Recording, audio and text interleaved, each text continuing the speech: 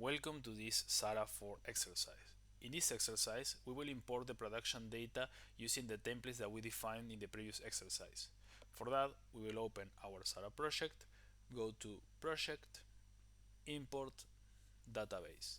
Once here, the database import window is going to open and we will select our template by clicking here and selecting the template that we created previously.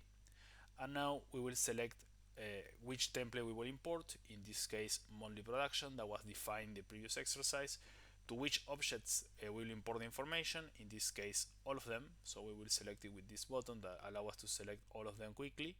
And here we have some other options. If in the case that we want to import only the information of the last months, in the case that we do this for example once a month or once each month, we will select this option here.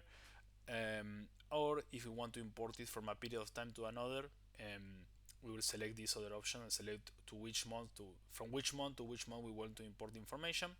That's not the case here. We will select it for all the dates, so we will select all of them and we will click on import. Once we do this, we will receive a report which inform us of if we have any issue or any problem with the information that was imported. In the case, we can see that we have 3 objects that were not found, but no more than that. So we imported pretty much all the information that we had in the database. So now we click OK and we close this window, and that will be everything from this tutorial.